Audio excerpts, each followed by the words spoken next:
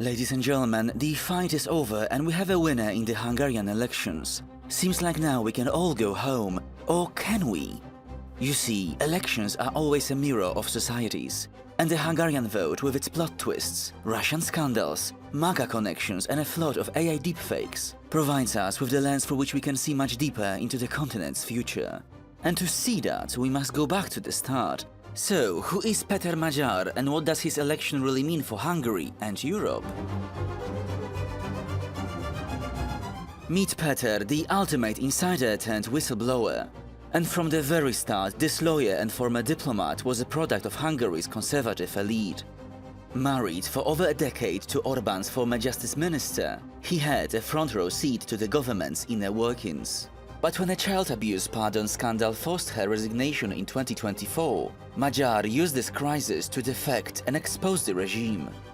And learning from previous opposition leaders' electoral failures, he realized uniting with the old, fragmented opposition was a dead end. So instead, he ruthlessly bypassed them, absorbing frustrated voters to build his TISA movement, entirely from scratch. And he proved his electoral viability during the last European Parliament elections, capturing nearly 30% of the vote, and securing a crucial seat as an MEP for himself. And in yesterday's elections, Magyar campaigned on a strict promise of anti-corruption, vowing to dismantle state insider networks, rebuild public services, and hold the ruling elite accountable. Yet, Magyar completely rejects the liberal label, and by wrapping himself in the national flag and adapting patriotic rhetoric, he successfully captured rural conservative voters, feeling abandoned by economic failures.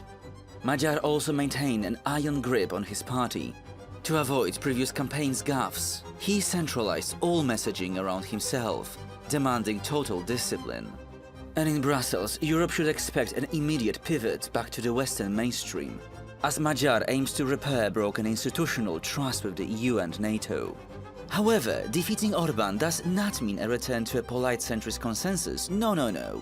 To dismantle this political machine and win, Magyar had to adapt its harshness. And with his top-down party management, he might represent a cold-blooded new era for a pro-European right. The results are in, and now we know the winner of Hungarian elections. But one question comes to mind. What's going to happen next? Let me know what you think and see you tomorrow.